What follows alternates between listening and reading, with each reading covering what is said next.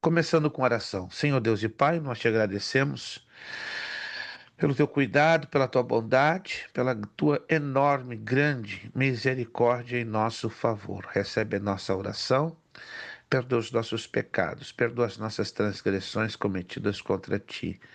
Pedimos a ti, o Espírito Santo, que tu nos dês uma aula abençoada, que tu ministres às nossas mentes, aos nossos corações. É uma matéria técnica, sim, mas ela tem muito a nos ensinar com respeito ao que foi a história da tua igreja ao longo dos séculos. Por isso, ajuda-nos a estar dedicados no estudo, na leitura desta matéria que também traz à tona a existência da tua igreja ao longo dos quase 20 séculos. Muito obrigado pela vida dos meus irmãos, dá-lhes vitória.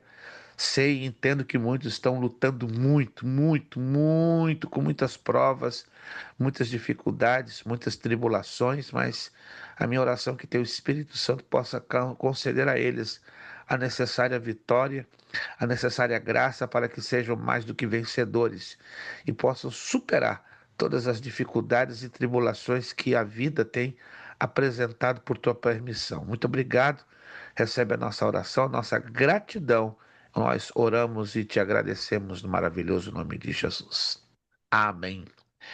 Amém, amém. Muito bem, meus irmãos, estamos na nossa segunda aula desta nossa matéria História da Igreja 1. Essa matéria ela vai voltar no curso Bacharel em Teologia, né? Para quem aqui se animar aí para o bacharel. Estamos na página 8 do nosso PDF, né? Porque, repito, infelizmente ainda não tive as condições de enviar as apostilas, mas acredito que na quarta-feira eu vou conseguir, com a ajuda de Deus. Se Deus quiser, eu vou conseguir.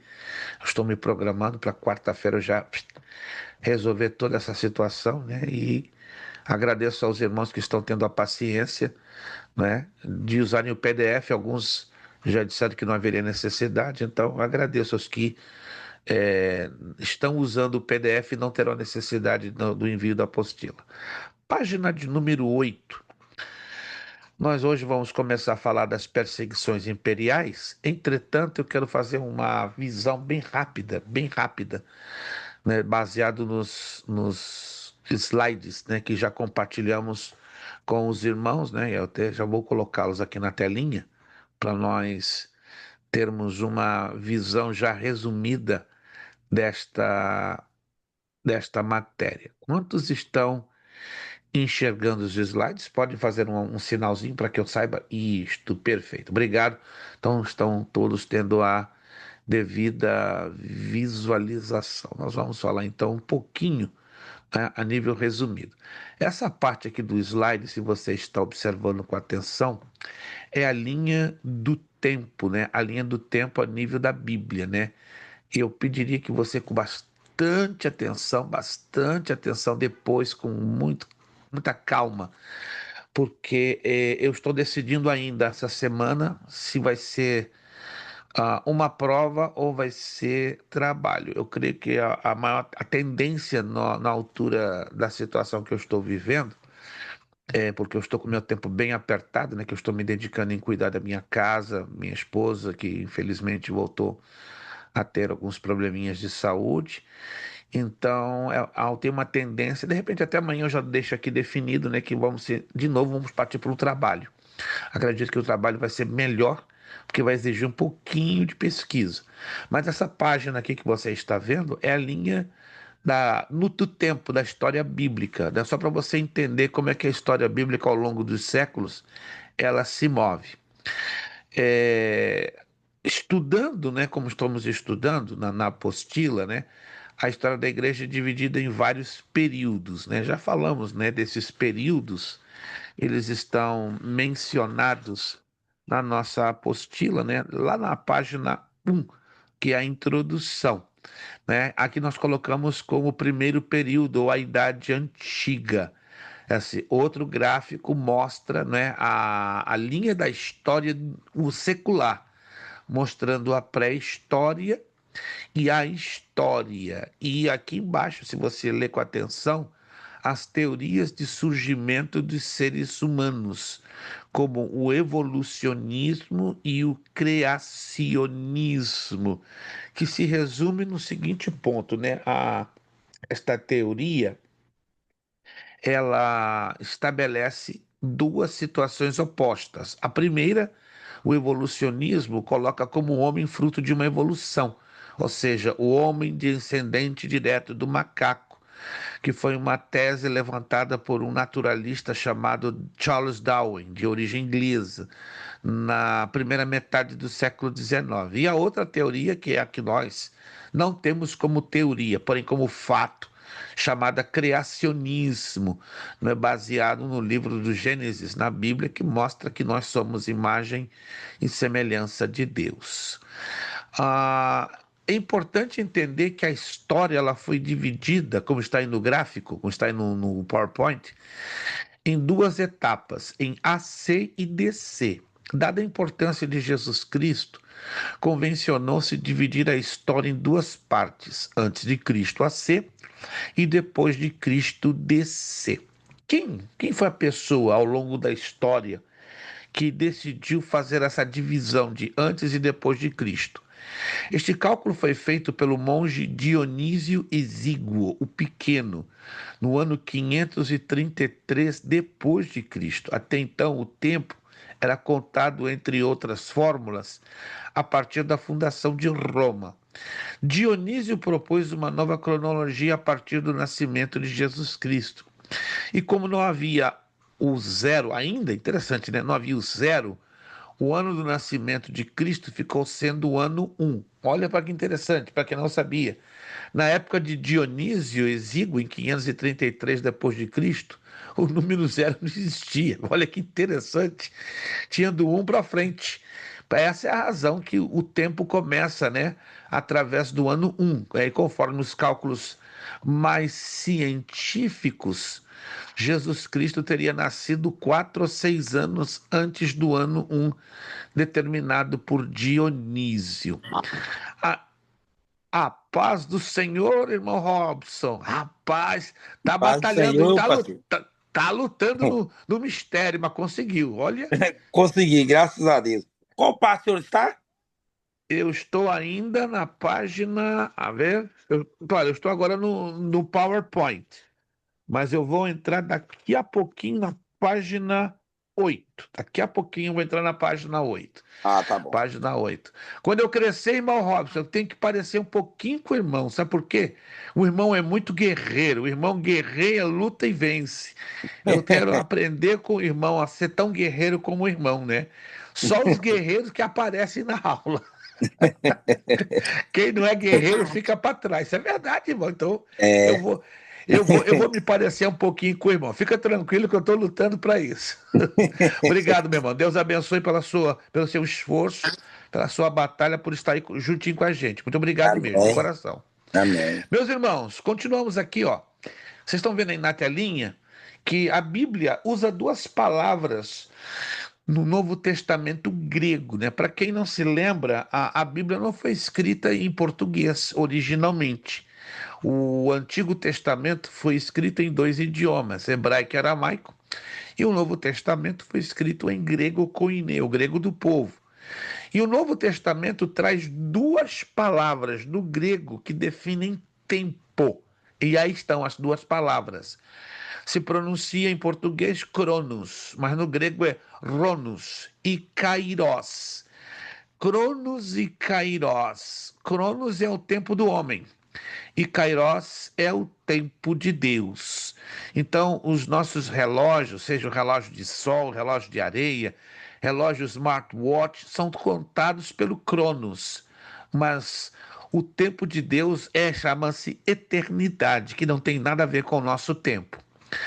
Isso aqui é importante entendermos, né, que a base da igreja é em cima da nação de Israel. Então a igreja de Jesus Cristo nasce em cima da nação de Israel, começando com Abraão, que com o seu casamento com Sara gera o filho da promessa, Isaque.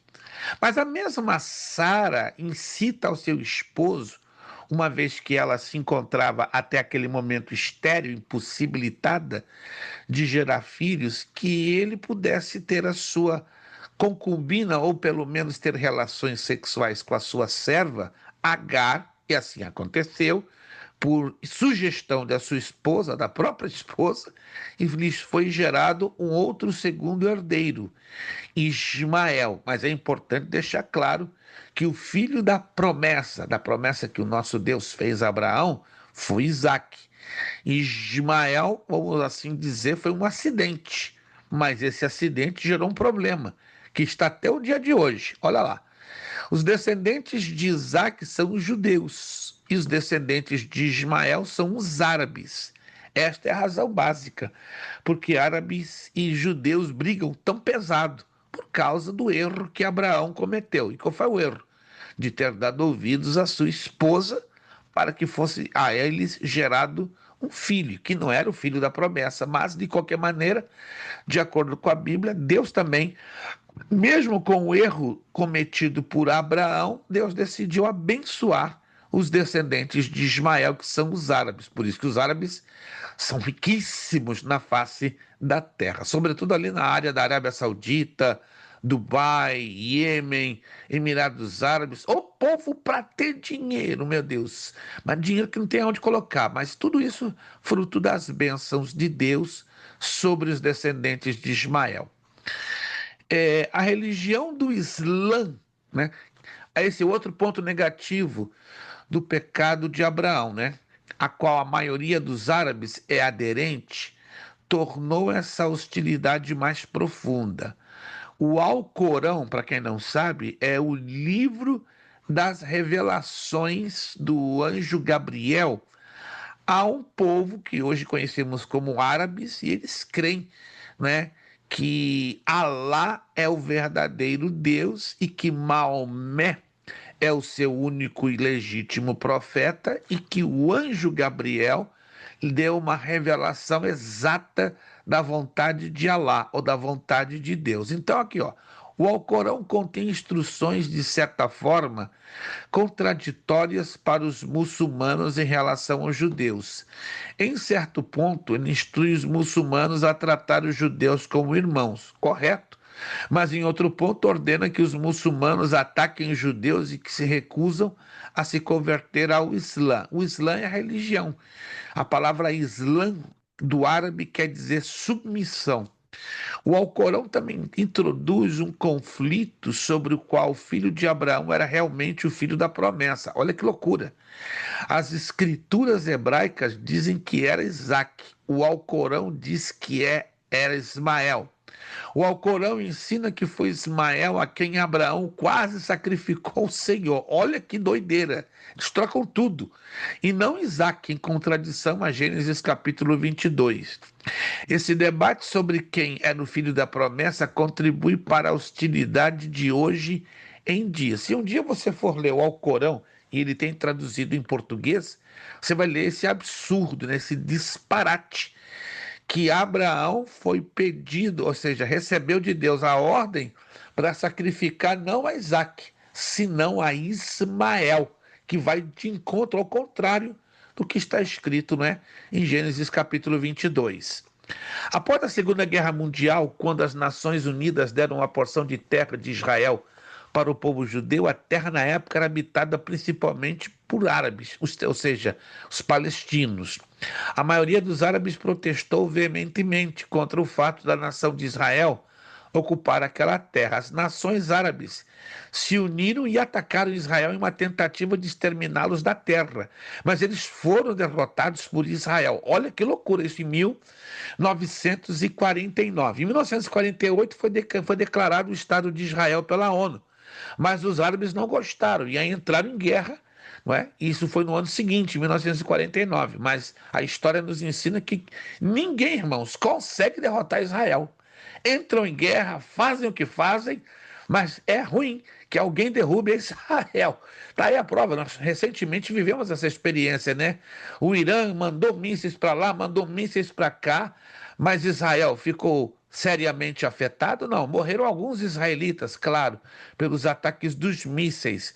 Mas, irmãos, não tem jeito. Israel é a nação eleita, defendida por Deus, bem como a igreja. A igreja também tem sofrido ao longo dos anos, obviamente, tenha sido muitos cristãos mortos, mas a igreja também não pode ser destruída. Judeus têm sido mortos ao longo dos séculos, sim. Cristãos também, sim. Mas ninguém consegue destruir a igreja e ninguém consegue destruir a nação de Israel, porque Deus defende a ambos. Bom, In- João. Incluso postou aqui eu sigo a notícia lá de Israel lá, né, com o evangelista David Diamond. Ele é judeu também. Sim, sim, Judeu messiânico, né? Ele certo. falou que uma notícia lá que falou assim, ó. Notícia digna de ser recordada. O oficial do Irã assegurou à prensa que Israel usou espíritos ocultos e sobrenaturais durante a Guerra dos 12 Dias. Imagina, um oficial do Irã falou isso aí.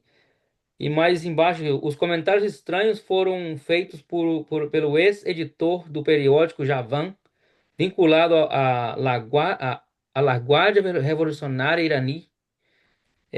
Irã afirma que Israel usou poderes sobrenaturais na guerra.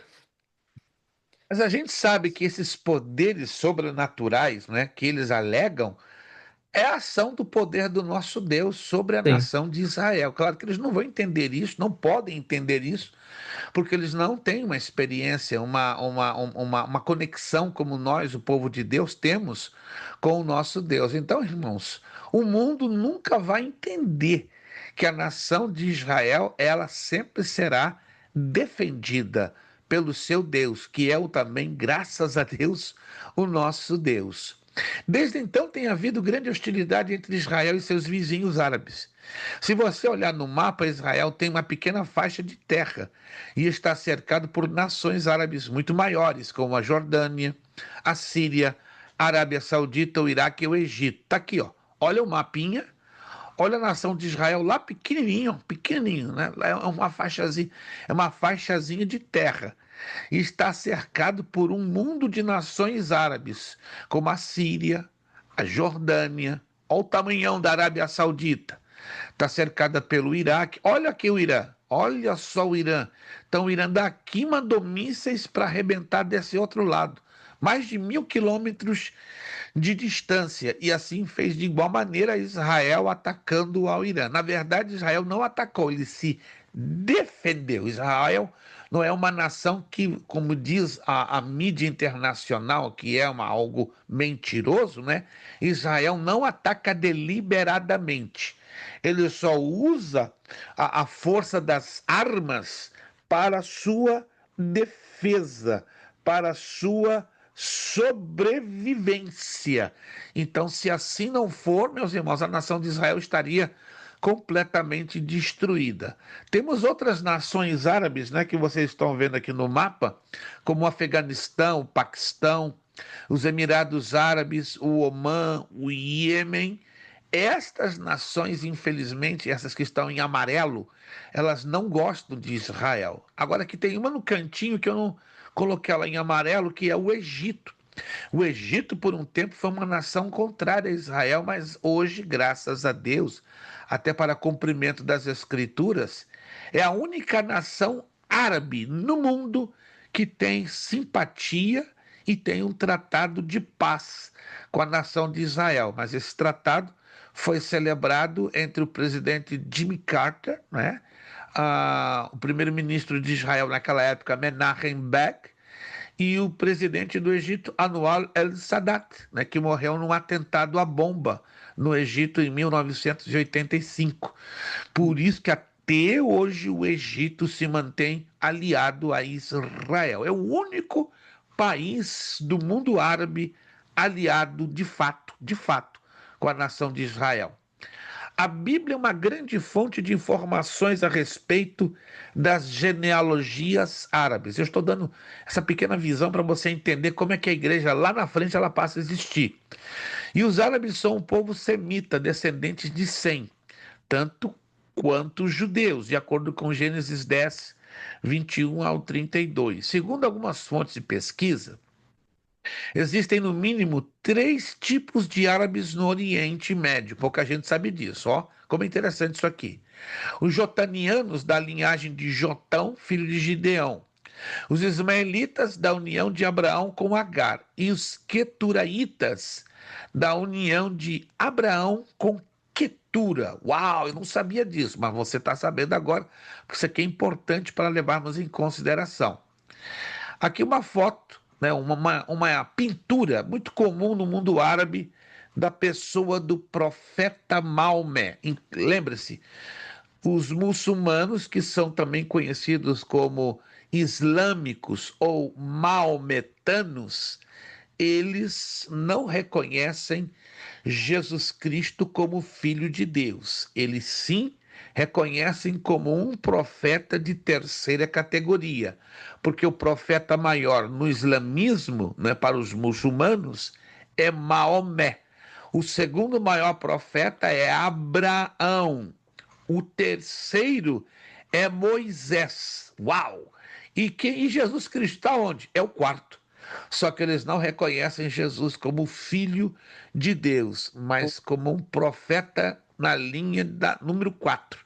Mas o mais importante é este aqui, ó, Maomé, é uma ilustração muito comum nos livros árabes e no mundo árabe da pessoa, do elemento mais importante no islamismo. Aqui são os períodos da história da igreja, que já falamos alguma coisa na aula passada, mas aqui nós colocamos uma divisão um pouquinho diferente, mas para facilitar a questão da linha do tempo. Olha lá. A história antiga da igreja começa em 5 a.C. e vai até o ano 590 depois de Cristo. Neste tempo, ocorre o avanço do cristianismo no império, até 100 depois de Cristo. A luta da antiga Igreja Católica Imperial para sobreviver, que vai entre os anos 100 e 313 depois de Cristo, e a supremacia da antiga Igreja Católica Imperial, que vai do ano 313 ao ano 500 depois de Cristo. Depois temos o período medieval, que ainda vamos estudar, mas é só para você ter uma leve ideia de como se divide a história da igreja. O período medieval, que vai do ano de 590 depois de Cristo a 1517. E quais são os principais fatos? O surgimento da igreja e do cristianismo latino-teutônico. Vamos explicar isso mais adiante, que vai entre os anos 590 a 800. Os avanços e retrocessos nas relações da igreja e o Estado, entre os anos 800 e 1054. A supremacia do papado. Então, o papado, na Idade Média, teve lá no seu auge, entre os anos 1054 e 1305. E o ocaso, ou seja, a decadência medieval e o renascimento moderno, que se deu entre 1309 e 1517. E o período da história da Igreja Moderna, a partir de 1517. Aqui temos como é que ficou a divisão da história da Igreja Moderna. Só para você ter uma leve noção, nós vamos estudar um pouquinho sobre isso. Perfeito. Obrigado, irmã Bernadette. Irmã Bernadette é uma secretária de mão cheia, né? Ela pegou lá o gráfico, dividiu de uma maneira bem interessante para ajudar-nos a ter uma melhor visualização, né? Se você tem dificuldade em visualizar amplamente, está ali, ó.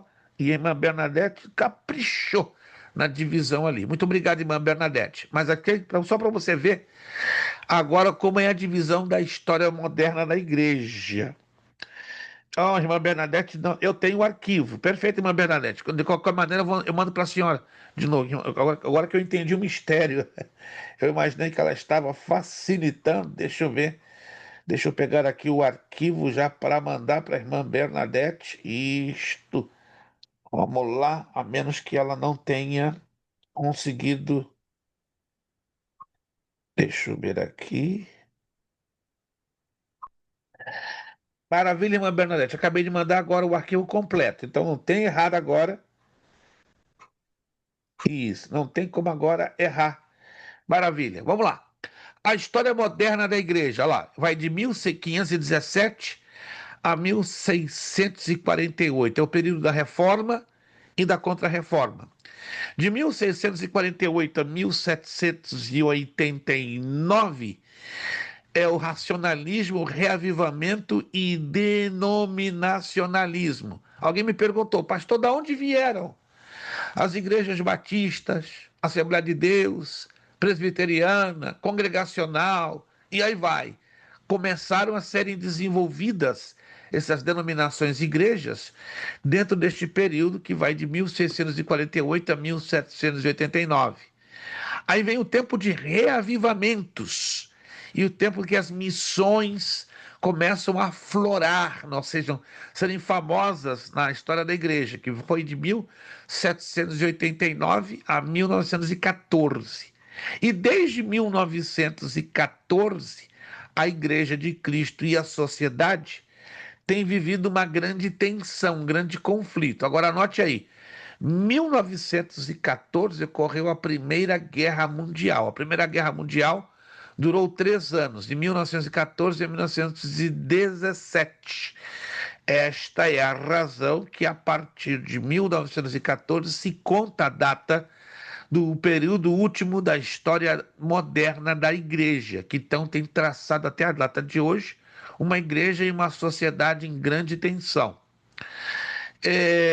No tempo de Jesus, haviam 2 facções religiosas de grande importância. Alguns de vocês já estudaram sobre essas facções, mas nunca é demais relembrá-las, porque elas, queiramos ou não, influenciaram dentro do judaísmo ou para dentro do judaísmo. E claro, irmãos, entendam isso, a igreja nasceu em qual berço? No berço do judaísmo. Então, a igreja de nosso Senhor Jesus Cristo nasceu num berço judeu, num berço judaico. Então, para entendermos a origem da igreja, temos que entender a origem do judaísmo. No momento que eu e você não entendemos ou não conhecemos a origem do judaísmo, vamos ter muita dificuldade em entender a base da origem da igreja. Vamos lá, vamos conhecer então as 2 facções religiosas mais importantes no tempo de Jesus e que deram a existência do judaísmo. E o judaísmo foi a base da igreja que hoje existe na face da terra.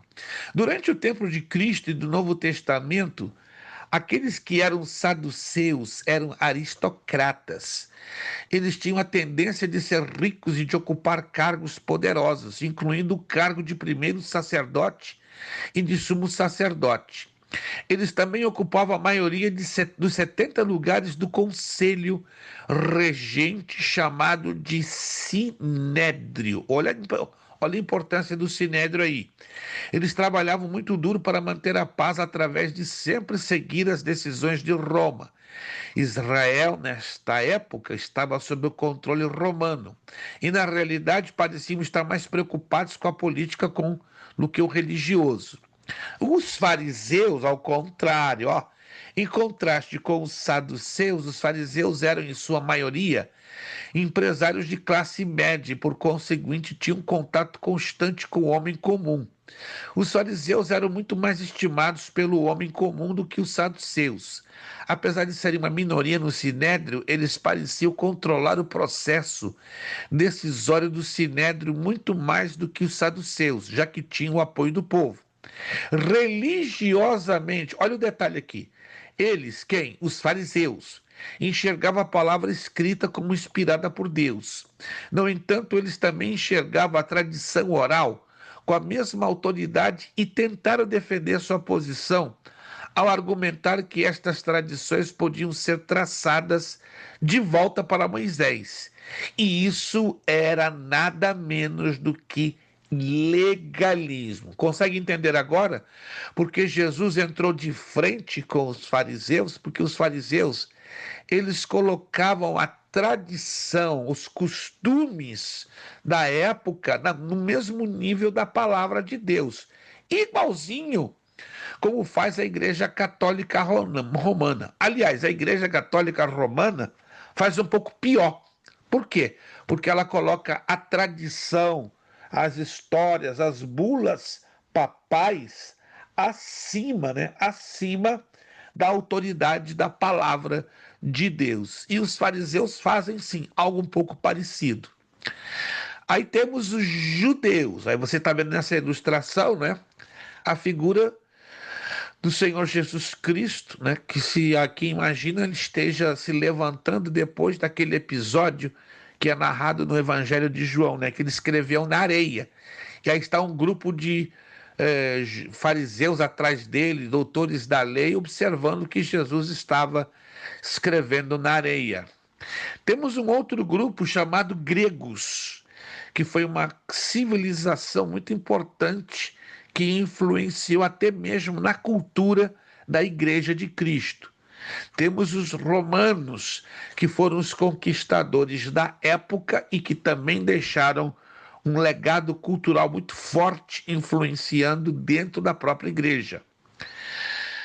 Mas, sem dúvida nenhuma, o precursor, o que deu pontapé inicial para que a Igreja de Cristo pudesse ganhar o desenvolvimento que passamos a entendê-la como igreja, foi este homem aí que está ao lado. Quem é essa pessoa que está aí ao lado de uma figura que representa o Senhor Jesus? Vamos lá, se alguém consegue se lembrar. O Batista, João João Batista. Batista. João. João Batista, porque ele foi o precursor, o que veio preparar o caminho do Senhor Jesus Cristo, né? Até me recordo na aula passada, me corrija, irmão João Paulo, né, que o irmão estava me perguntando sobre se havia anteriormente um batismo. Não sei se foi o irmão ou outro aluno. Foi outro Ah, aluno. ah, e o outro aluno, isso, que anterior, se anterior a João Batista havia algum outro tipo de batismo. Que eu tenha informação, não. Que eu tenha informação, não, nunca existira um outro tipo de batismo. Por isso que ele mesmo disse, né? Eu vos batizo com água para arrependimento, mas virá outro após de mim que vos batizará com Espírito Santo e com fogo. Agora, muito cuidado com esse batismo com fogo, né?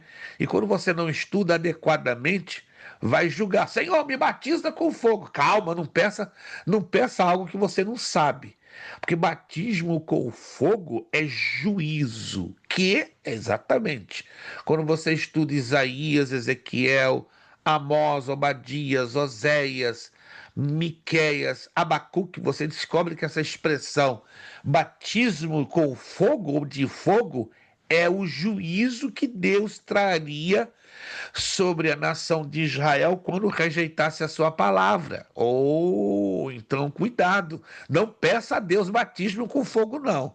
Peça que ele mande o fogo do seu espírito, mas não peça que o espírito te batize com fogo, não, porque aí você está em problemas. É igualzinho aquela declaração, né? Senhor, manda aí, ó, a porção dobrada do teu espírito. Não peça isso, não, que você vai estar pedindo para morrer, tá? Porque as pessoas confundem porção dobrada, baseado lá em Primeira de Reis. Lembre-se que isso aconteceu, na verdade, segundo o livro de Reis. Isso aconteceu quando o profeta Eliseu, estão lembrados?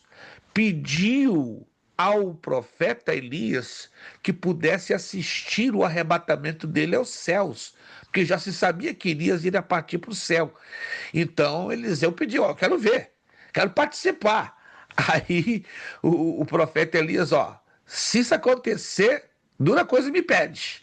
Mas se isso acontecer, ó, porque ele pediu a porção dobrada também. Dá-me a porção dobrada do teu espírito. Tudo aconteceu ali ao mesmo tempo.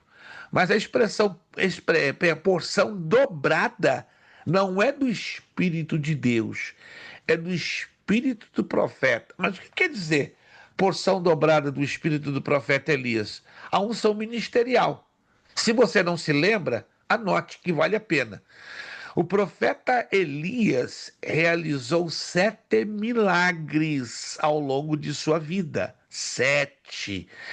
Mas, como Deus deu o privilégio de Eliseu ver o arrebatamento de Elias ao céu, Então foi dado o desejo do profeta Eliseu. A porção dobrada do profeta Elias repousou na vida de Eliseu. E como foi essa porção dobrada? 14 milagres que o profeta Eliseu realizou. Oh, eu não sabia. Então anote, olha que interessante isso. Alguém se lembra qual foi o primeiro milagre realizado pelo profeta Eliseu? Abriu o Jordão.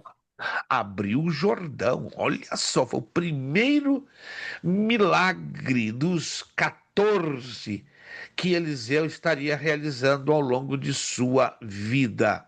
Sem dúvida que o fundador da igreja, estamos vendo aí, né? A figura que simboliza ou aponta ou representa o Senhor Jesus Cristo. O dia de Pentecoste é o selo que traz a fundação prática da igreja, ou seja, a descida do Espírito Santo, que reveste com muito poder aos seus 120. A Bíblia nos ensina, na primeira carta de Paulo aos Coríntios, que eram mais de 500 pessoas presenciaram a subir, no caso, a existência, ou o momento, ou os dias que Jesus havia ressuscitado, ou seja, após a ressurreição de Jesus, mais de 500 pessoas o viram, mas somente 120 esperaram a promessa da descida do Espírito Santo para habitar, fazer morada permanente no homem. A igreja, então, é fundada, não é? Pelo Senhor Jesus Cristo com a descida do Espírito Santo em Atos capítulo 2. A igreja passa a se expandir, a crescer. Começa com as viagens de Paulo, a primeira viagem missionária. Depois passa para a segunda viagem missionária. Depois para a terceira viagem. Mas, no meio do caminho, né? Ou melhor dizendo, antes que Paulo viesse a fazer estas viagens, Paulo não era Paulo, era Saulo. Era um grande, terrível perseguidor da igreja. E foi graças à perseguição de Saulo, que você está vendo aí na ilustração, que ocorreu um fato. Que fato é esse que a ilustração está mostrando? Vamos ver se alguém se lembra. A morte de Estevão. A morte, o apedrejamento de Estevão, está lá em Atos, capítulo 7, nos seus últimos versículos. Mas quando a igreja começa a crescer, olha só o que acontece. Dois homens que pregavam com muita autoridade o evangelho de Cristo foram presos. E eles ficaram tristes que foram presos? Não, pelo contrário. Se é você, se sou eu, porque estamos pregando o evangelho, papai do céu, eu sou teu servo, porque tu me permitiste passar por isso. Eu te fui fiel. É a primeira coisa que muita gente diz, eu te fui fiel, porque eu estou merecendo isso. Mas esses dois aí estavam felizes. Foram chicoteados, foram machucados, foram agrilhoados, foram metidos lá dentro do calabouço. Mas pensa em dois homens que estavam felizes, porque estavam sofrendo por amor a Cristo. Então, estão lembrados vocês quem foram eles? Quem foram? Paulo e Silas. Rapaz, vocês estão deixando o irmão João sozinho. Daqui a pouco o irmão João vai começar a chorar. E eu não tenho aqui como estender um lenço para enxugar as lágrimas de tristeza. Não deixa o irmão João triste, não, gente. É, Só é o ele que café, pastor. responde. É o Meu café. Deus. É o café que está animando o irmão João, né? Paulo e Silas, felizes da vida. Pastor, eles não eram ruins da cabeça, não. Ruim da cabeça somos nós, que ficamos tristes quando sofremos por amor a Cristo. Nós que sim somos os ruins da cabeça. Senhor, deveríamos sentir alegria por sofrer por causa de Cristo. Mas hoje tem muito crente aí que está querendo se achar melhor do que Paulo e Silas, não é verdade? Vamos lá. Isso aqui é título de curiosidade, não é matéria da. Bom, eu não vou exigir isso de vocês, que eu coloquei aqui nos slides, as maiores religiões do mundo. Como elas são divididas? Religiões primitivas, sapienciais, proféticas, espirituais e atitudes ou místicas filosóficas. Só para você entender por que não existe hoje uma só igreja. Porque a igreja de Cristo hoje, ela só é aquela que segue a Jesus e a sua palavra. E as outras religiões não são a igreja do Senhor Jesus Cristo. Através deste gráfico, aí você vai entender como vieram os católicos, os ortodoxos e nós, os evangélicos. Outro gráfico que mostra em números as religiões do mundo, mas eu não vou tomar o tempo para falar destes números. Este outro gráfico parece mais doido ainda, né? Como é que as religiões começaram a se multiplicar, uma saindo dentro da outra, até chegar aonde estamos. Se você olhar lá embaixo, ó, a Reforma Protestante de 1517, que foi gerada na Alemanha, geraram os anabatistas, calvinistas, anglicanos, puritanos, luteranos, quakers, metodistas, batistas. Aí vem os pentecostais, até aparecem os mormons, adventistas e testemunhas de Jeová como desvio, não é, da reforma protestante de 1517. Depois, com o tempo, dê uma olhadinha nesse gráfico, parece um angu de caroço, né, como diz no Rio de Janeiro, parece um negócio complicado demais, mas para você entender ao nível de misturas que ao longo dos séculos foram sendo desenvolvidas a ponto da igreja de hoje não ser considerada, né, ou pelo menos um bom número de denominações, igrejas puramente bíblicas. Vamos lá, esse é o segundo e terceiro período da igreja. A igreja da Idade Antiga, que foi entre os anos 500 a 590 depois de Cristo. Vamos falar então agora um pouquinho na apostila, isto, mas daqui a pouco nós voltamos aqui para os slides. Por que os romanos. Vamos terminar essa parte aqui só para você entender o porquê das perseguições contra os cristãos. Porque os romanos consideravam os cristãos como antissociais, desleais ao imperador, marginais, ateus. O que quer dizer ateu? Que não acreditavam que o imperador era um deus. Opa! Por isso eles eram marginais, ao lado da sociedade, não inseridos na sociedade. Anárquicos, provocavam anarquia, confusão. Antropófagos, comiam pessoas e eram incendiários. Tudo isso é uma mentira, tudo isso foi uma lavagem cerebral que alguns imperadores romanos patrocinaram para, com uma desculpa, não é? Para perseguirem aos cristãos. Vamos voltar então para a apostila. Antropófago significa que é carnívoro? Canibais, Canibais. canibais, canibais, né? É uma expressão antropófago, uma expressão técnica que quer dizer canibal. Vamos lá na apostila, página 8. As perseguições imperiais. Este período vai da morte do apóstolo João no ano 100 AD ou depois de Cristo, até o edito de Constantino no ano 313 AD ou depois de Cristo. O fato de maior destaque na história da igreja neste período foi, sem dúvida, as perseguições realizadas pelos imperadores romanos. Estas perseguições duraram até o ano 313 AD, ou depois de Cristo, quando Constantino, o primeiro imperador romano cristão, fez cessar todos os propósitos de destruir a igreja. Tome nota, então. Isso aqui é importante. E isso é importante porque vai ajudar você lá com o questionário.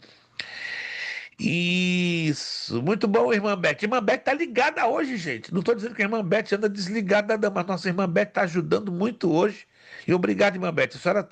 A senhora é uma benção. Ainda que lá longe no Brasil, mas a senhora tem nos ajudado, está nos ajudando bastante com essas observações. Mas olha só, irmãos.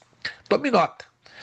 a Igreja de Cristo começa a ser pesadamente perseguida após a morte do apóstolo João. E essas duras perseguições se estendem até o ano 313, quando o imperador romano Constantino II para com essas perseguições. Mas por que ele para com essas perseguições? O que levou a Roma deter-se, ou cessar, ou terminar, ou parar de perseguir? Olha só. Há de ressaltar que durante este período houve épocas em que as perseguições foram mais amenas. No início do segundo século, os cristãos já estavam radicados em todas as nações e em quase todas, e alguns creem que se estendia até Espanha e Inglaterra. Eram as fronteiras do Império Romano. O número de membros da comunidade cristã subia a muitos milhões.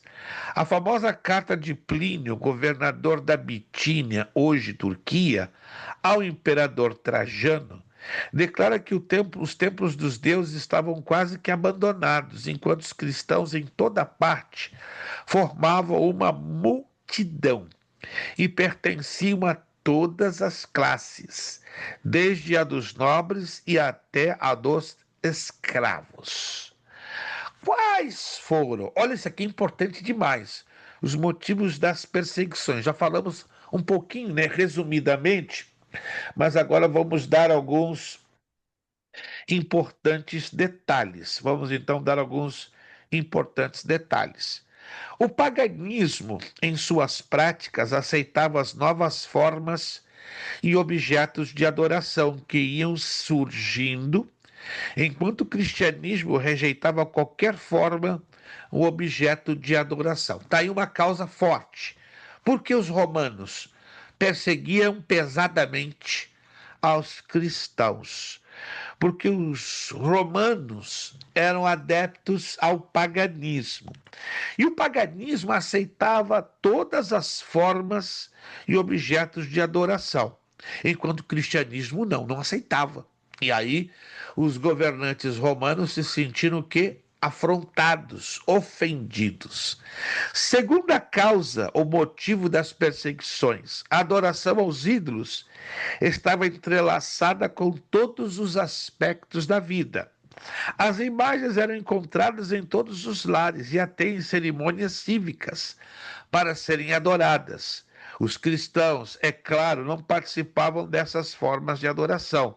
Por essa razão, o povo considera como os cristãos como antissocial e ateus que não tinham deuses. Era muito complicado, irmãos, na cabeça dos romanos entenderem que os cristãos adoravam um Deus invisível e que, pior, adoravam só a um Deus. Os romanos tinham mais de 500 deuses, os gregos também. Quando os romanos viram, peraí, tem um negócio estranho, eles só têm um Deus que é invisível e não é materializado através de imagens. Então isso foi um ataque, foi uma afronta, foi uma ofensa, sobretudo ao imperador romano. Outra razão, outro motivo, que a adoração ao imperador era considerado como prova de lealdade. Olha que loucura! Havia estátuas dos imperadores reinantes nos lugares mais visíveis para o povo adorar. Os cristãos recusavam-se a prestar tal adoração. É ruim, irmãos, que os cristãos iam se inclinar diante de uma estátua e diante de um ser vivo que eram os imperadores. Não, mas os imperadores, eles herdaram um costume vindo lá da antiga Babilônia que exigia do povo a adoração a seres vivos, tanto animais vivos como a governantes vivos. Então esse costume de adorar pessoas vem lá da antiga Babilônia, né? Lá da Torre de Babel. Se você quiser anotar, vem lá da Torre de Babel. Começa em Gênesis capítulo 11. Então, Gênesis capítulo 11 segundo a história e pela Bíblia, é o marco histórico que diz o seguinte: a partir da Torre de Babel, o homem começa a adorar o homem. O homem começa a adorar pessoas, animais. Aí que se desenvolve o quê? O paganismo, que ao longo dos séculos ele vem sendo desenvolvido, amadurecendo, até cair nos braços dos gregos e dos romanos. Então, este paganismo desenvolvido entre gregos e romanos, herdando lá de cima da antiga Babilônia, vai desembocar o que nós conhecemos como hoje a Igreja Católica Apostólica Romana. Olha só, outra razão que o Império Romano perseguia os cristãos está lá na página 9. As reuniões secretas dos cristãos despertavam suspeitas de praticarem atos imorais e criminosos durante a celebração da Santa Ceia. Era vetada a entrada dos estranhos. Claro, os estranhos não podiam ter acesso à Santa Ceia porque era para os membros. Então não fazia sentido ter pagãos, pessoas que adoravam a outros deuses, participando da ceia do Senhor. O cristianismo considerava todos os homens iguais. Não havia distinção entre seus membros, nem em suas reuniões. Por isso foram considerados como niveladores da sociedade. Portanto, anarquistas, perturbadores da ordem social. Peraí, mas os cristãos enxergavam todos por igual. Não tinham escravos, não tinham senhores na visão dos cristãos, diferentemente da visão dos pagãos, que eles enxergavam a sociedade desnivelada, ou seja, o grupo de cima eram os senhores, os poderosos, os aristocratas, os ricos, os políticos, e o grupo de baixo eram os pobres, eram os escravos, eram os analfabetos. Mas na visão dos imperadores romanos, era um ultraje, era um insulto, porque eles entendiam que a sociedade ela tinha os seus níveis. Mas Jesus, quando veio trazer o evangelho, veio nos ensinar que todo ser humano ele é igual. O que vai diferir é a sua situação econômica ou social. Mas espiritualmente, o ser humano é igual, não tem outro melhor do que o outro. Entende? Eu conheci ao longo da minha vida, né, pessoas famosas, como a rainha Elizabeth II da Inglaterra. Tive a oportunidade de conhecer o rei Felipe VI da Espanha, que é o atual governante da Espanha. Conheci o primeiro-ministro italiano já falecido, Silvio Berlusconi. Conheci o presidente João Batista Figueiredo, presidente militar. Conhecia muitas autoridades, seres humanos iguaizinhos a nós. Melhores do que eu, melhores do que você? Não. Até mais carentes e necessitados de Jesus. Mas a visão do Império Romano é que havia esse desnível. Mas como o cristianismo enxerga que todos os homens são iguais, então os imperadores romanos entenderam: não, esses são anarquistas. Eles causam perturbação à ordem pública, então vamos cair em cima, vamos persegui-los. Esses foram os Pastor, imperadores. Sim, diga. é, é, é, na genealogia desses romanos aí, a árvore genealógica deles, de onde que eles veem? Eles são descendentes dos filhos de Jafé, dos jafetitas. Noé teve 3 filhos, estão lembrados? Sem, Uhum, Cã, sem cães de Jafé. fé. Tem foi o pai dos semitas. E quem foram os semitas? Os descendentes de Sem povoaram o Oriente Médio e o continente asiático. Os descendentes de Jafé, os jafetitas, povoaram toda a área do planeta Terra que conhecemos como Europa. E os quenitas, os descendentes de Cã, ou Cão, habitaram o que hoje conhecemos como o continente africano ou a África. Então, os romanos são descendentes dos jafetitas. Se você for lá na história, teve uma tribo de bárbaros muito antiga chamada etruscos. E os etruscos foram desenvolvendo uma cultura e um idioma que hoje conhecemos como latim. e do latim vem a língua portuguesa, vem o espanhol, vem o francês, vem o italiano, vem o romeno, vem o esperanto e vem o provençal. Então são 7 línguas que saem do latim. E por isso que o latim era o idioma usado pelo Império Romano. Mas lá atrás, os romanos bem antigos eram chamados de etruscos, né, que vieram de uma tribo bem primitiva. Isso estou falando de 1500, 2000 antes de Cristo. Os gregos são muito mais antigos do que os romanos. Na página 9 ainda, aqui estamos apresentando os maiores perseguidores da igreja. Quais foram os imperadores que mais perseguiram a igreja? Nero perseguiu a igreja? Perseguiu. Calígula perseguiu a igreja? Perseguiu.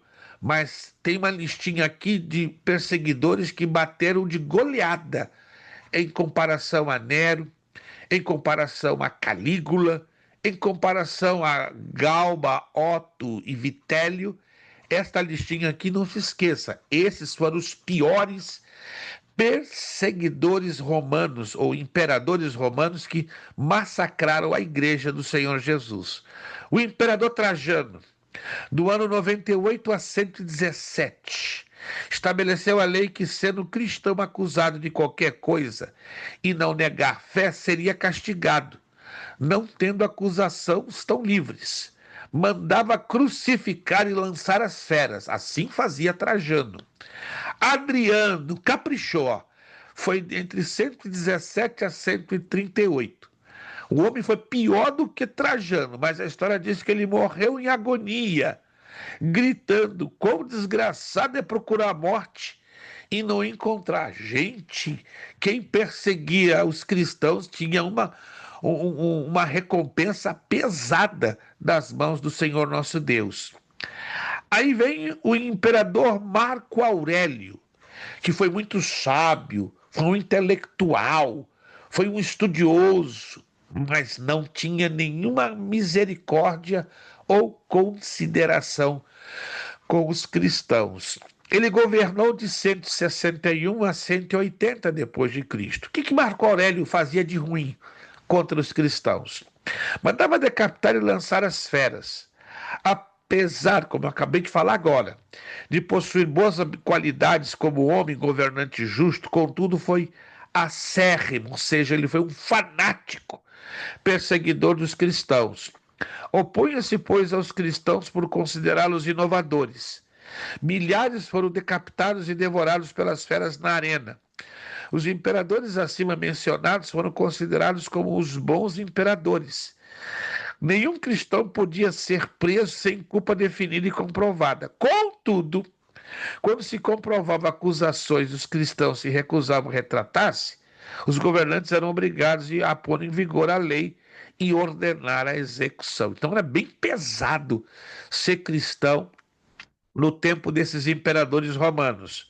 Aí vem outro imperador, Severo, também conhecido como Sétimo Severo. Ele foi de 193 a 211. Mandava decapitar e lançar as feras. Iniciou uma terrível perseguição que durou até a sua morte em 211 AD. Possuía uma natureza mórbida, melancólica. Era muito rigoroso na execução da disciplina. Tão cruel fora o espírito do imperador que foi considerado por muitos como o anticristo. Mas peraí, não foi Nero considerado o anticristo? Mas Séptimo Severo ganhou de Nero, facilmente. Temos outro, Décio, que governou de 249 a 251. Décio observava com inveja o poder crescente dos cristãos e determinou reprimi-lo. Via as igrejas cheias, enquanto os templos pagãos desertos. Por consequente, mandou que os cristãos tinham que se apresentar ao imperador para comunicar a religião. Quem renunciava recebia um certificado. Quem não renunciava era considerado criminoso e conduzidos às prisões e sujeitos às mais horrendas torturas. Mas a igreja morreu debaixo da perseguição, a igreja parou de pregar o evangelho debaixo da perseguição. Muito pelo contrário. A igreja cresceu, cresceu, cresceu, cresceu. Alguém me falava esse fim de semana, pastor, será que está chegando uma perseguição aí para despertar a igreja? Será? Eu não tenho nenhuma dúvida. Está chegando, irmãos. Já está uma perseguição aqui no Canadá, país vizinho, contra a Igreja de Cristo. Já está tendo uma perseguição, e eu falo isso com muito respeito, irmãos, porque não tenho razão de não faltar com respeito. Já está havendo no Brasil uma perseguição à igreja, patrocinada pelo PT, patrocinada pelo partido do atual presidente do Brasil. É triste dizer isso, mas está acontecendo. E aqui nos Estados Unidos, você pode não acreditar, já está havendo uma certa perseguição à igreja. O governo do presidente Trump. Mas peraí, o presidente Trump não é cristão? Ele se apresenta como cristão. Ele dá uma imagem que é um cristão, mas na verdade ele não é, irmãos. Infelizmente. Temos que orar muito por ele? Temos e devemos. Temos e devemos, mas ele não é em nada cristão. Porque se fosse cristão, ele não estaria perseguindo a igreja e nem deportando a pastores. É uma verdade. E agora? Temos que orar muito por ele, muito por ele, muito por ele, porque ele está se excedendo, né? Fazendo coisas que, infelizmente, ele mesmo pregava contrário. Irmão João. O governador de Texas disse assim: se Deus viesse aqui e fosse imigrante, nós deportaria ele também. Aí depois veio aquela tragédia lá e varreu tudo. Tá vendo? Irmãos, com Deus ninguém zomba. O povo tem que chegar a uma conclusão, o povo tem que chegar à conclusão de uma vez por todas. Com Deus ninguém se zomba. Vai um governante zombar de Deus, olha, oremos muito pelo Brasil, irmãos. Eu tenho ouvido, não vou entrar aqui em detalhes, que não vai edificar em nada. O presidente Lula falar muitas bobagens sobre a pessoa de Deus em relação ao Brasil. E às vezes me dá um escalofrio, porque se ele continua assim, vai trazer maldição pesada em cima do Brasil. Aqui já está acontecendo, né? Como o nosso irmão João aqui mencionou. O governador do Texas falou essa bobagem e deu o que deu no Texas. E tem muito político falando bobagem aí, irmãos. Muito político falando bobagem contra Deus. E olha, Deus não vai deixar passar isso em pratos limpos, não. Então, que temos que orar muito e pedir com que Deus tenha misericórdia de nós, da nação, e que oremos para que Deus dê sabedoria aos governantes. A- Se não creem em Deus, ok, é um problema deles, mas não venham zombar de Deus. Se zombam de Deus, o problema cai em cima da nação, cai em cima do povo inocente, que não tem nada a ver. Ok, que os governantes não queiram saber de Deus, que os governantes sejam ateus, que não creiam em Deus, mas não abram a boca para falar bobagem. Porque no momento que eles abrem a boca falando bobagem contra Deus, Deus não fica quieto, ele manda o juízo. E aí? Quem vai pagar o pato? Quem vai sofrer? É a população. Então vamos orar, irmãos, pelo presidente Trump, pelos governadores dos estados, né? Pelo governador da Flórida, onde eu estou. Ele tem falado algumas bobagens que me preocupam. Daqui a pouco a Flórida vai estar debaixo de uma terrível tragédia. Ele se diz cristão também, o governador da Flórida, mas ele não tem atitudes. Fala muita bobagem, entende? Olhe pelo governador de Massachusetts, né, onde estão os nossos irmãos, uma boa parte dos nossos alunos. Vamos orar para que Deus coloque pelo menos um pouco de respeito na consciência dos governantes sobre a pessoa de Deus. Amém, irmãos? Vamos fazer isso. Temos que fazer a nossa parte. Ah, pastor, eu não posso mudar nada. É claro, eu também não posso. Mas podemos, através da oração, pedir com que Deus tenha misericórdia. É o que nós estamos precisando. Que Deus tenha misericórdia, que o negócio, irmãos, vai ficar feio. Eu não quero ter a tristeza de saber que um dilúvio arrebentou com Massachusetts, ou um dilúvio arrebentou a Flórida, ou coisa parecida. Porque, infelizmente, tudo está neste caminho. Mas que o Deus possa despertar, né, a Igreja de Cristo aqui na Terra, neste país chamado América, no nosso Brasil, não é? E também, como está lá a nossa irmã Beth, né? Orar para que o Senhor Jesus faça justiça no nome dos irmãos que estão passando por cárcere. E é verdade, irmãos. Tem muita gente boa sofrendo injustiça com essas redadas migratórias. Eu não posso falar muito, porque eu não sei se vocês sabem, isso aqui vai para o YouTube. Lá no YouTube cai num tradutor automático. Se cair na mão da lei, eu estou frito e vocês também. Então, vamos ser muito cuidadosos nas nossas palavras. Simplesmente dizendo, vamos orar para que Deus faça a sua vontade e exponha a sua justiça e tenha misericórdia do seu povo. É verdade, tu falou mesmo que o YouTube agora, todo vídeo que você põe lá, ou que você vai ver, tá lá, tá tudo traduzido em inglês. Traduzido em E inglês não é a voz e da pessoa, é outra não é, voz. não é, não é. E está sofrendo censura. Cuidado, irmãos. Tudo que falamos nas redes sociais já está passando pelo crivo da censura.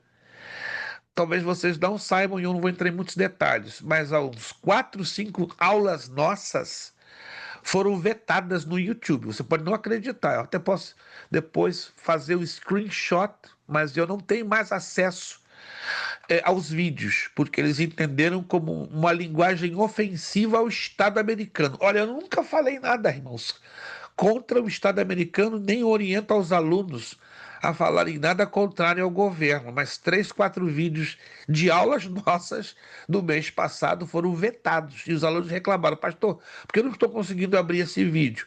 Aí fui entender o porquê, depois eu recebi uma mensagem na nossa conta do YouTube, dizendo, não, você apresentou uma mensagem anti-ideológica ao nosso governo. Não, desde quando a gente está apresentando uma mensagem anti-ideológica? Nós estamos proclamando a Jesus Cristo, Senhor e Salvador, que quer e vai transformar todo aquele que nele crê. Mas amém, isso não deve nos surpreender. Estamos vivendo realmente um período de perseguição.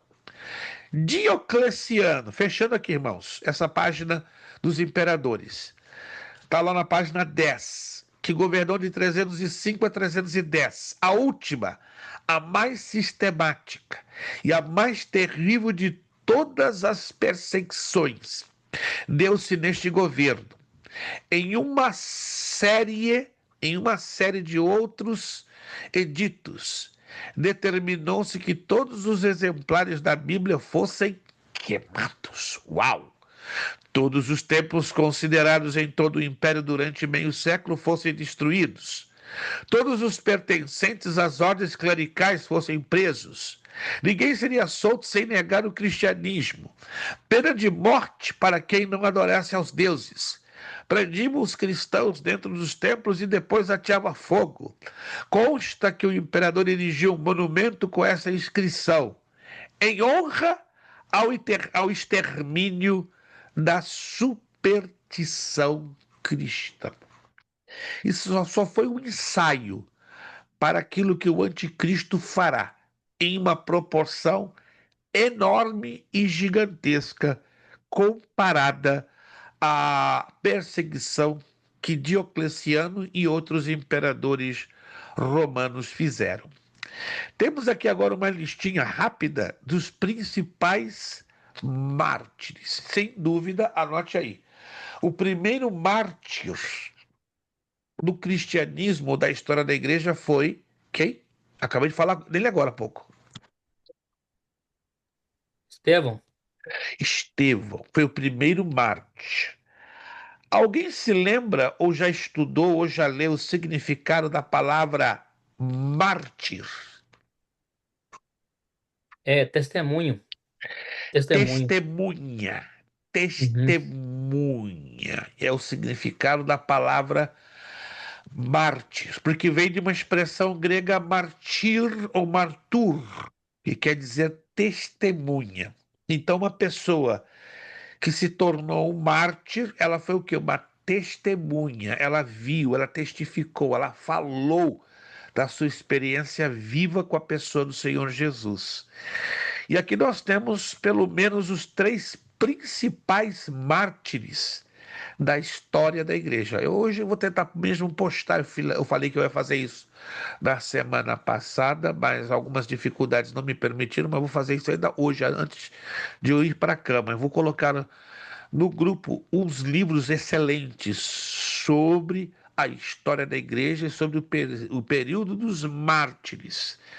Inácio, provável discípulo de João, bispo em Antioquia, está aqui, ó. Foi condenado no ano 107 AD por não adorar a outros deuses. Foi morto como mártir, lançado para as feras no anfiteatro romano, no ano 108 ou 110, enquanto o povo festejava. Ele estava disposto a ser martirizado, pois durante a viagem para Roma, escreveu cartas para as igrejas, manifestando o desejo de não perder a honra de morrer por seu Senhor. Gente, hoje o povo está fugindo de morrer para Jesus. Mas naquela época o povo tinha alegria. Então era tudo suicida, kamikaze? Não. O povo sabia que era honra. Gente, era honra morrer por Jesus. Vai agora perguntar para um cristão: ei, está disposto a morrer por Jesus? É ruim, meu irmão. Eu vou lutar pela minha vida. Mas alguém pode ler para mim lá no Evangelho de João, capítulo 15, versículo 13? O que a Bíblia nos ensina sobre isso? João 15, 13. Vamos lá. Pegue lá a sua Bíblia e abre João 15, 13. Quem pode ler para nós? Evangelho de João, capítulo 15, versículo 13. Vós me chamais de mestre. Tá Não, escutando? João 15, 13. 15, 15, 13. 13. João 15, 13. Isto, 15, 13. Capítulo 15. Versículo 13. Ninguém tem maior amor do que este, de dar alguém a sua vida pelos seus amigos. Hoje está muito normal nas nossas igrejas, ó. No momento do louvor, eu te amo, Jesus. Eu te amo, Jesus. Eu te amo. Não estou dizendo que o irmão ou a irmã não ame a Jesus. Mas esse texto está nos dizendo que o verdadeiro amor nosso para com Deus é quando já venhamos a dispor a morrermos por Ele. Não, errado. Esse texto não diz isso. Não, esse texto diz exatamente isso. Esse texto nos ensina que se nós queremos demonstrar o verdadeiro amor a Deus, temos que colocar a nossa vida à disposição dos nossos irmãos, se for necessário, e acima de tudo, à disposição de Deus. At- Primeira. Perdão, pastor. Sim, Atos sim, dois adiante, quarenta e dois adiante. fala disso aí, que a igreja vivia em comunhão, partir do pão e comunhão com partir do pão esqueci, meu Deus do céu. Vamos lá Eu então perdi para a que. aula. Atos 2:42. Vamos a Atos 2:42. Parece que não está se vivendo hoje, no meio de um bom número dos cristãos.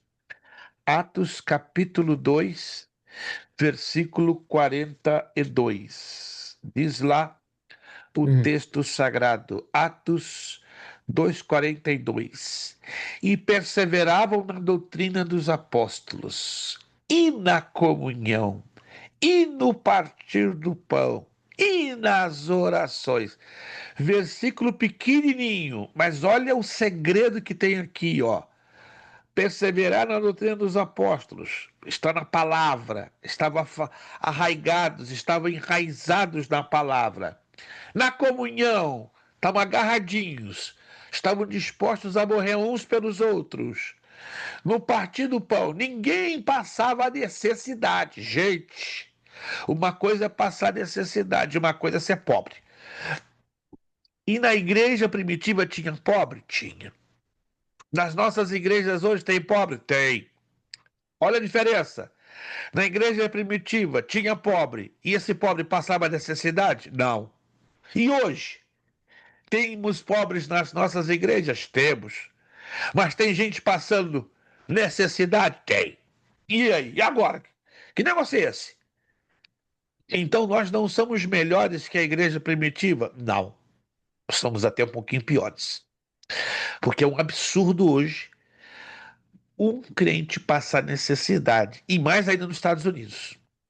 E eu conheci, tenho conhecido e conheço igrejas aonde cristãos estão passando Ah, pastor, está passando necessidade porque é vagabundo, não quer trabalhar. Errado. Hoje está uma crise financeira muito grande no país, pessoas perdendo trabalho, os indocumentados não, infelizmente, não estão podendo exercer atividade remunerada, pelo menos aqui na Flórida é complicado. O indocumentado, se for pego pela imigração, já era.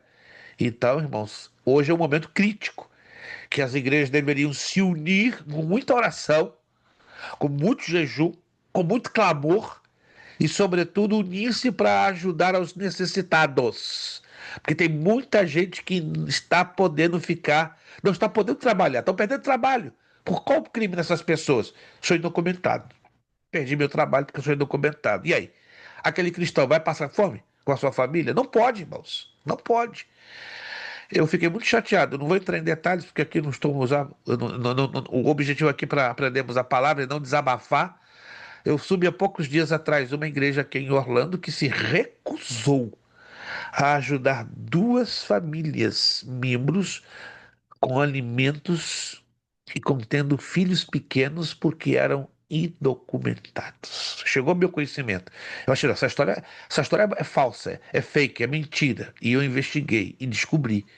E o pastor falou abertamente de púlpito: eu não vou ajudar essas pessoas para não comprometer a mim, que eu já sou legal, e para comprometer a igreja que está vivendo na legalidade. Mas peraí, vai se abandonar a pessoas ilegais, a membros ilegais, a deixá-las passar necessidade? Não, isso é impiedoso, isso é macabro. Isso não é prova de que alguém que se diz pastor ser um cristão. Não vou entrar em detalhes, eu fiquei muito chateado, muito revoltado, entende? Estou me comunicando com outras duas igrejas aqui em Orlando para tentarmos de alguma forma alcançarmos essas famílias. Eu não posso fazer muito porque eu tenho as minhas muitas limitações, mas irmãos, nós estamos vivendo dias terríveis, aonde parece que está até vendo cristão perseguindo cristão. Subi uma outra igreja que o pastor denunciou três famílias da igreja em imigração. Pode ser uma coisa. Tem sentido isso, irmãos? Isso é absurdo. Isso é estúpido. Isso é o fim do mundo. Jesus está voltando, irmãos. E a perseguição hoje está havendo dentro das igrejas. Meu Deus, que Deus tenha de nós misericórdia, tenha misericórdia do seu povo. Morrer por Cristo hoje não está fácil. E não são todos. Vamos falar um pouquinho de Policarpo e vamos fechar nossa aula hoje. Policarpo, bispo de Esmirna, na Ásia Menor, morreu no ano 155. Ao ser levado perante o governador e instado, ou seja, insistiram com ele: Policarpo, abandona a tua fé, nega o nome de Jesus.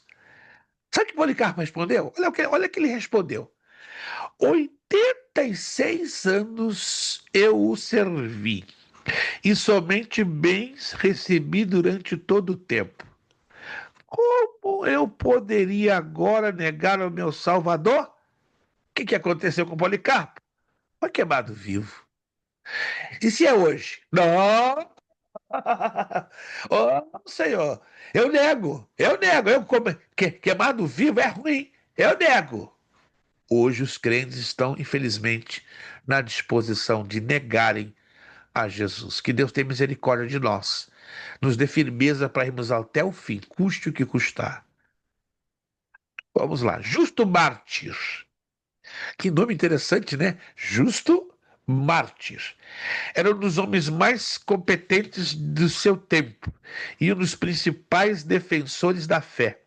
Seus livros, que ainda existem, oferecem valiosas informações acerca da vida da igreja nos meados do segundo século. Seu martírio deu-se em Roma no ano de 166. Eu quero fechar a aula falando dos efeitos produzidos pelas perseguições. Perseguição tem um lado positivo, altamente positivo. E eu vou acrescentar algo aqui, irmãos.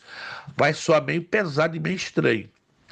Deus vai permitir uma perseguição em todo o mundo, e inclusive aqui nos Estados Unidos. Anote aí.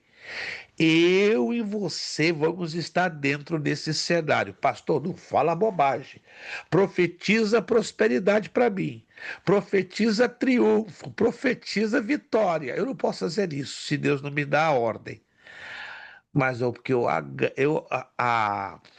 asseguro que eu e você, neste país, vamos passar ainda por uma dura perseguição.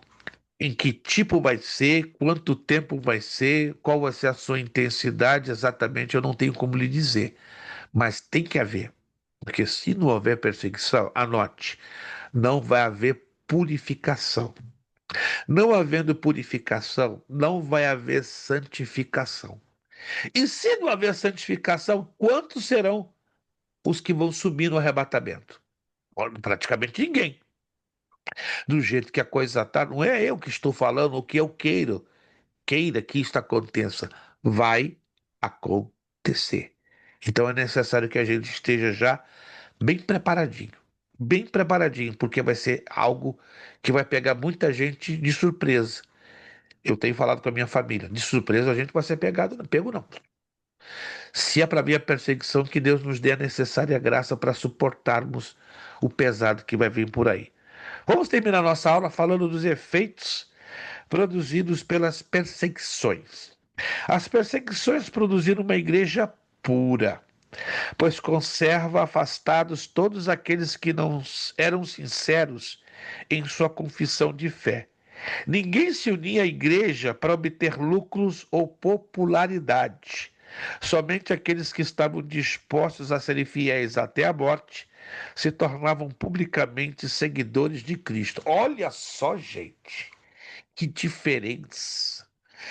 Só aqueles que estavam dispostos a serem fiéis até a morte se tornavam publicamente seguidores de Cristo. Olha o resultado aí, ó. A igreja fazia o quê? Multiplicava-se. Apesar das perseguições, ou talvez por causa delas, a igreja crescia com rapidez assombrosa. Um pastor hoje me chamou chorando, pastor de Massachusetts. Pastor, por que minha igreja não está crescendo? Vou eu responder essa sua pergunta? Não, mas o senhor tem uma resposta na Bíblia? Tenho. Como é que tem sido a sua igreja? Assim, assado, assim, assado, assim, assado. Ele em 10 minutos falou o perfil da igreja dele em 18 anos que ela existe.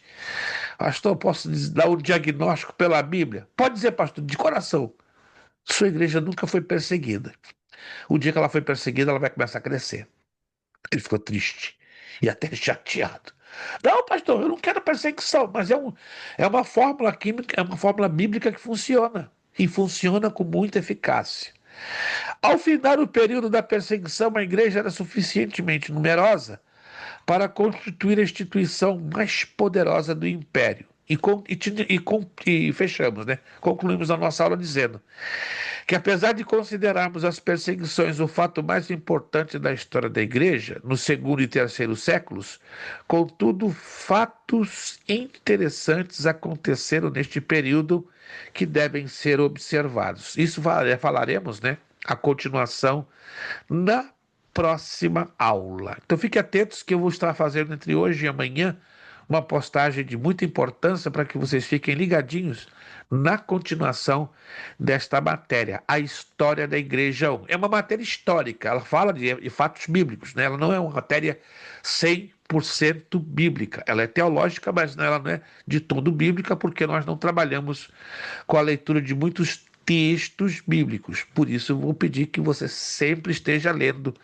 esta apostila. Orem por nós, que eu quero trabalhar entre quarta e quinta no envio das apostilas. Alguns irmãos já se manifestaram que não há necessidade, que vão poder imprimir via PDF. Agradeço a vocês que nos avisaram, mas vamos enviar para os demais, que eu sei que têm dificuldades para imprimir. Vamos agradecer ao Senhor nosso Deus a aula de hoje, né? Quero agradecer a presença de vocês. Hoje tivemos uma redução sensível de alunos, né? São as circunstâncias, as lutas da vida.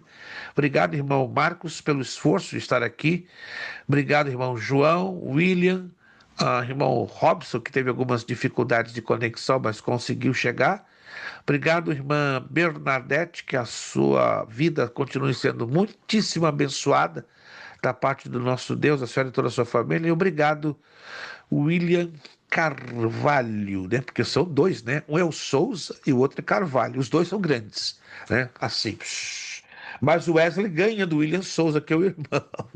Nem quero dar descrição do Wesley, que até posso me envergonhar e errar, né? Tá ali o papai dos dois, que ele pode dizer, né? Meus dois meninões, né? Meu Deus, irmão Robson. Deus continua abençoando o irmão com esse fermento, porque vou te contar, esses meninos. Quem não conhece o William e o Wesley, né? Não vão entender, vão dizer que estou exagerando, né? Mas são filhos de gigantes, são anaqueus. E o Wesley, então, nem se fala, como o menino é alto.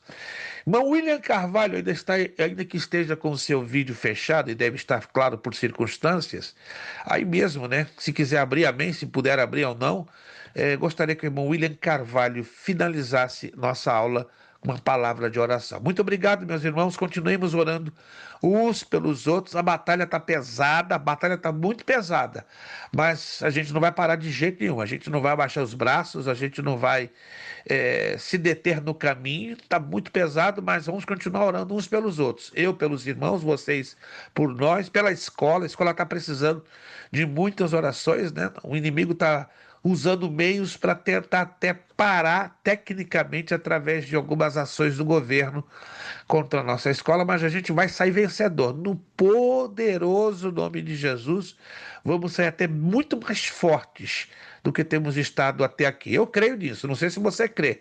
Nenhum mal vai nos derrubar, muito pelo contrário, todo mal que está vindo contra nós vai ser para nós crescermos e dependermos mais de Deus. Irmão William Carvalho, se puder, por favor, abra o seu áudio e agradeça a Deus para finalizar a aula de hoje. Muito obrigado, meus irmãos. Vejo vocês na próxima semana, dia 21 de julho. Fiquem ligados, entre hoje e amanhã eu vou estar fazendo aqui no grupo importantes postagens. William Carvalho orando e agradecendo a Deus. Pastor, eu tô com o vídeo, só justificando aqui, minha webcam, novamente, ela parou de funcionar, é por isso que eu tô com o vídeo desligado, mas o Que pena, microfone uau! ainda Vamos tá orar para funcionando Jesus dar legal. um webcam poderoso para o irmão, né? Já é a Eu sei. segunda, não tá adiantando trocar, Jesus! não, Meu mas eu vou ver o Deus, que então, aconteceu se aqui, está sim. na garantia, corre atrás e recupera essa situação. Boa, vou dar uma olhada. Essas webcams externas, infelizmente, eu não sei por quê, não são todas, mas parece que um bom número delas causam problemas.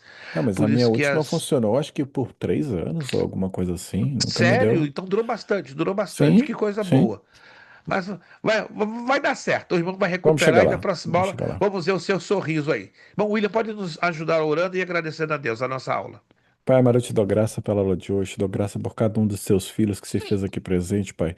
Eu peço que o Aleluia. Senhor venha recompensar o sacrifício de cada um, meu Pai amado, que está aqui Graças te disposto a damos, estudar Deus. a tua palavra, Pai, para se tornarmos servos melhores, para que a gente possa praticar isso no dia a dia e vir a fazer discípulos futuramente. Senhor amado, eu peço que o Senhor venha abençoar o nosso professor e a escola teológica que tem enfrentado dificuldades de saúde em diversas áreas, mas acredito que o Senhor vem dar força, Pai, assim como o Senhor tem dado na minha vida e tem dado na vida de cada um, que o nosso Aleluia. professor venha continuar batalhando e que ele venha continuar vencendo no teu santo nome.